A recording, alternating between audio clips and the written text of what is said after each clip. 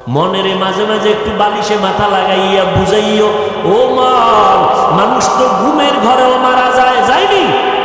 তুমি যে ঘুমাও, ঘুমের মধ্যে যদি আজরাইল আইসা তোমার জানটা নিয়ে যায়, মা আইসা দেখবে তুমি বইরে গেছো, শরীরের মধ্যে হাত দিয়ে দেখবে বরফের মতো ঠান্ডা, কাঠের মতো শক্ত।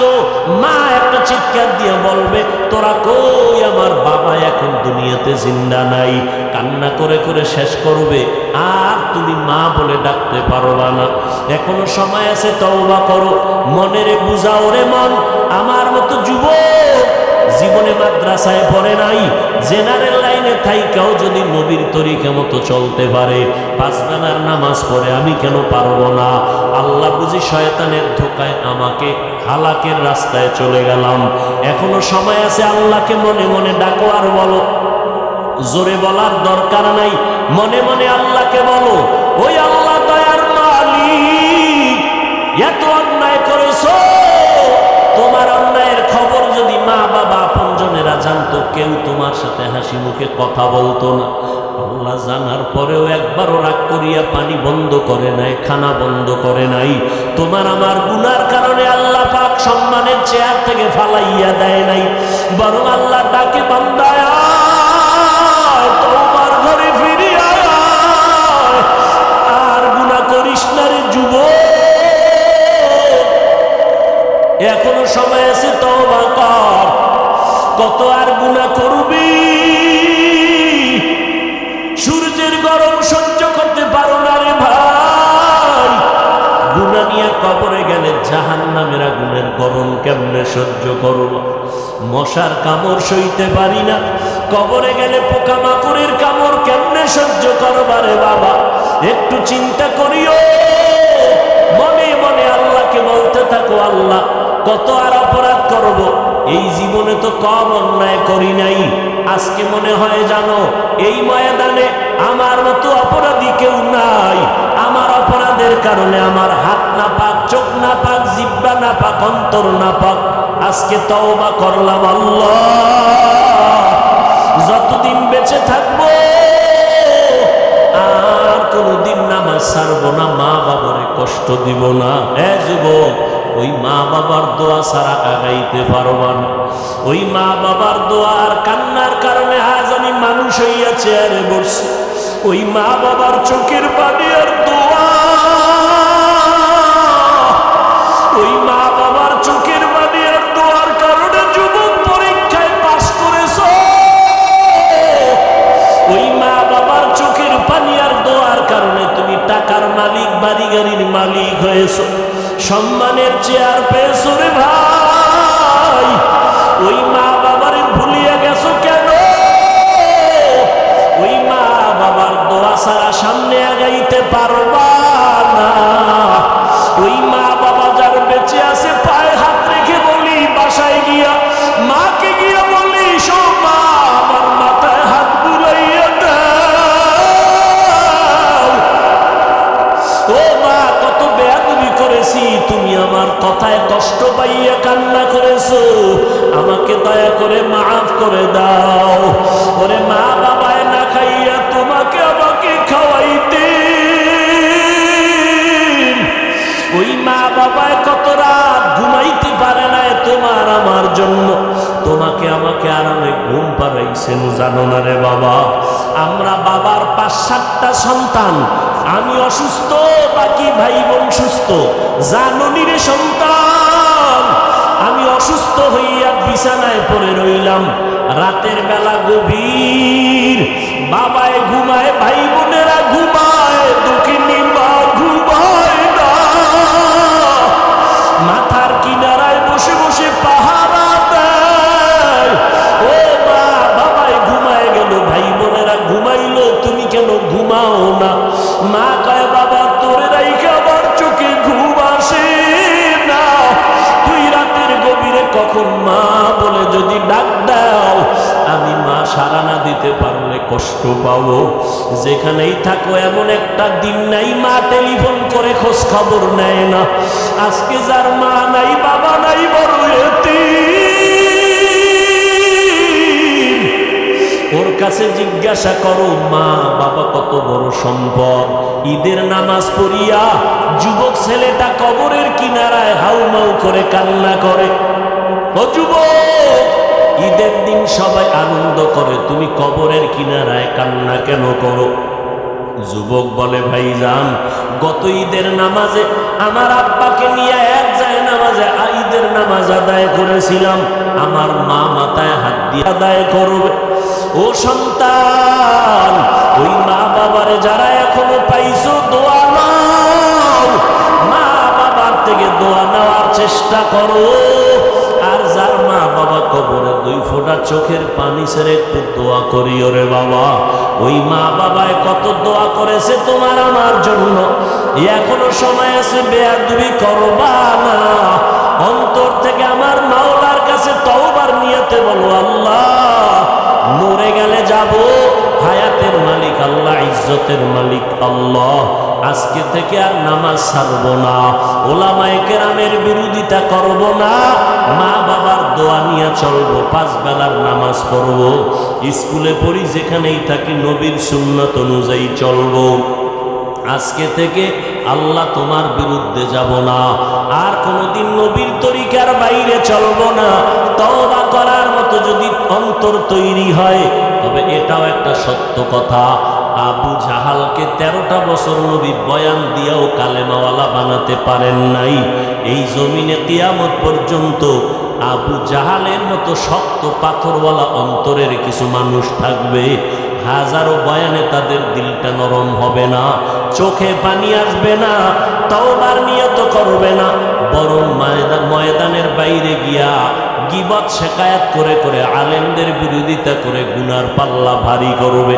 আর একদল মানুষ ওমরের মতো মেজাজ, তওবার নিয়তে ময়দানে ঢুকবে, গুনার কথা স্মরণ করে যখন কবরের কথা স্মরণ হবে কান্না শুরু করে দিবে। এমন তওবা করে বের হবে, জীবনে আর গুনার কাছেও যাবে না।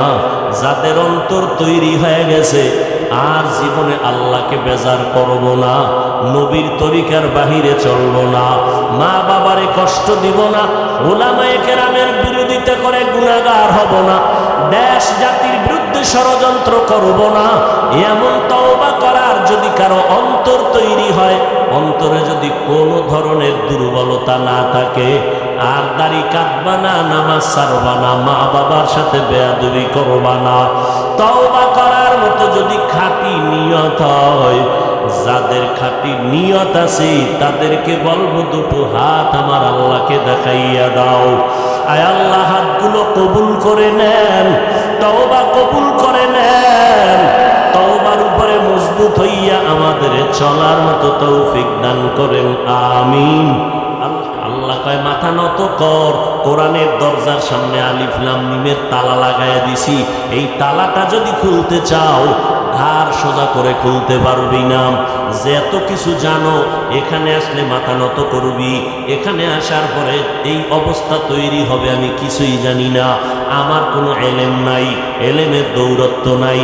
যদি এতই মাস্তানি করো, এলেমের বাহাদুরি করো, আলিফ লাম মিমের তরজমাটা কইরা ভিতরে ঢুক। এখানে আইসা কেন লেখলা? সমস্ত মুফাসসিরিনে কেরাম লেখছে নিচে দিয়া, আলিফ লাম মিম আল্লাহু আলামু বিমুরাদিহি বিযালিক।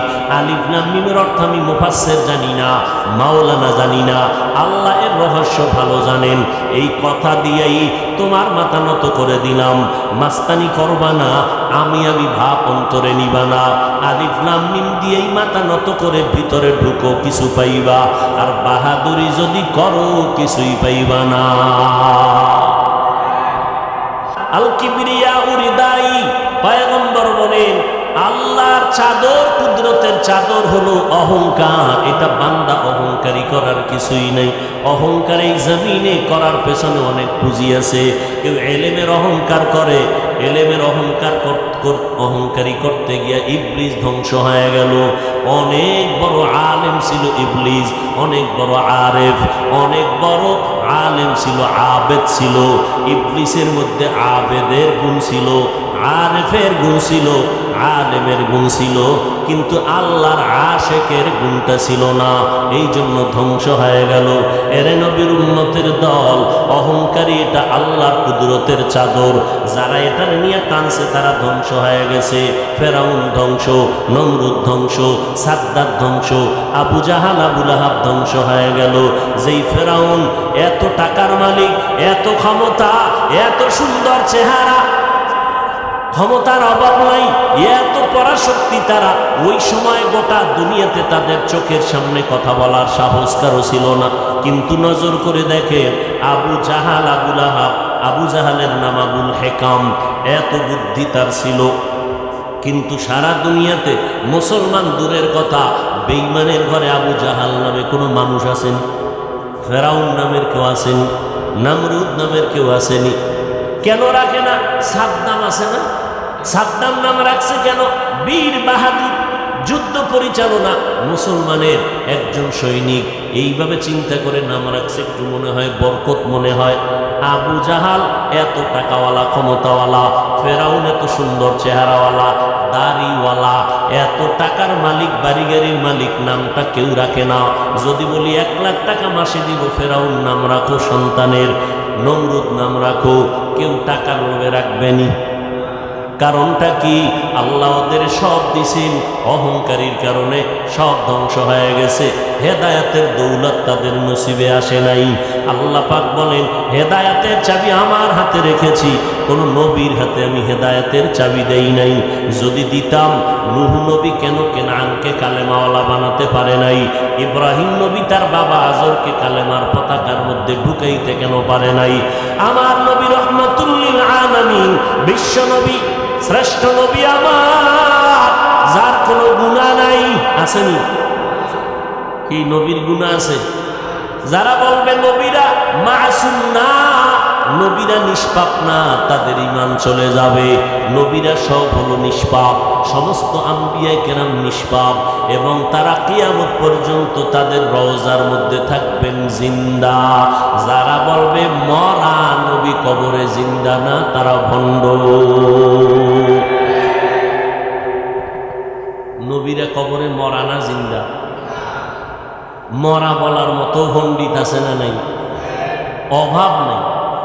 এরা আবার আমাকে যুক্তি দিয়ে পেছ ফেলায় দেয়, যদি জিন্দা হয়, কোরআন শরীফের আয়াতে আছে আল্লাহ এগুলো রিজিক দেয়, তো রিজিক দিলে কি দেয়? আটার রুটি না ভাত? যদি যাই দেও, খায় কেমনে? ওই দু জায়গার ভিতরে প্লেট গ্লাস কই পা? এরকম বাজে বাজে কথা বইলা সাধারণ মানুষের ব্রেনকে আটকায় দেয়। এক কথায় আমি জবাব দিলাম, যারা নবীদেরকে জিন্দা কবরে মানে না, সংক্ষেপ জবাব, তারা বাতেল, তারা ভণ্ড। ভাইরা আমার, আল্লাহ পাক রব্বুল আলামিন অহংকারীদের পছন্দ করেন না। যেই ফেরাউনের এত দাপট, কিন্তু মাটি পর্যন্ত তার লাশ গ্রহণ করে না, মশা মাছিও গ্রহণ করে না। কোথায় আজ ফেরাউনের লাশ পড়ে আছে আপনাদের জানা আছে? কোটি টাকার মালিক দেখো, অভাব হয় না দূর, গরিব ঘুমায় আরাম করে মনটা বাহাদুর। ফেরাউনের লাশটা দেখো মিশর জাদু ঘরে, খায় না মাটি, পোকা মাছি সবাই ঘৃণা করে। হৃদয়ে থাকিবে যার নম্রতা সদা, রহমত আসিবে সেথা প্রভুর আদা। বড়র বড়াই থাকলে দিলে রহমত আসবে না, নিজেকে নিজে ছোট মনে করিও সাদা। উঁচু জমিন থেকে পানি নিচু জমিনে যায়, তেমনি খোদার রহমত আসে নম্রতার হৃদয়। ভোগবিলাসের বাড়ি গাড়ি পরে রবে সব, থাকতে সময় স্মরণ করো আল্লাহ আমার রব। থাকতে সময় স্মরণ করো আল্লাহ আমার রব। যতই চালাকি করো, আল্লাহর কাছে ফিরে যেতেই হবে, পালাবার কোনো সুযোগ। মরণ থেকে যতই পালাও, মরণ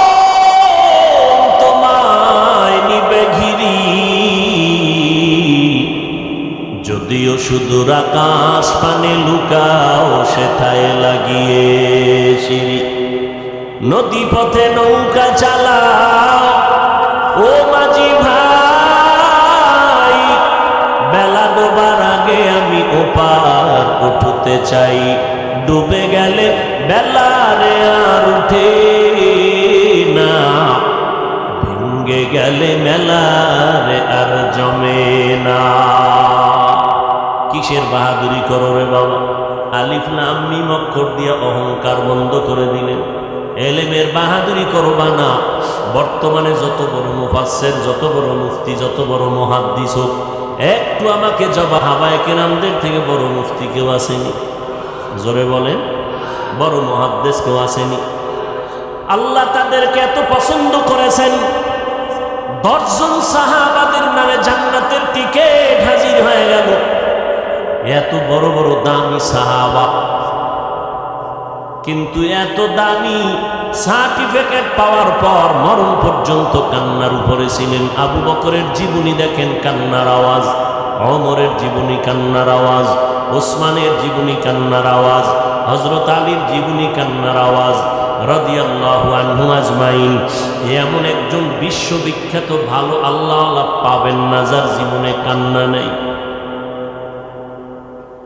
অহংকার তো দূরের কথা, ওমরে ফারুক এত বড় বীর, যাকে শয়তান ভয় পায়, মদের বোতলওয়ালা নিয়ে রাস্তা দিয়ে মদের বোতল নিয়ে যাচ্ছে, ভয় ওমর আসতেছে, এমন ভয় পাইছি আল্লাহ ওমরের হাত থেকে বাঁচাও, কারণ ওমরের সামনে কথা চলে না, তরবারি চলে।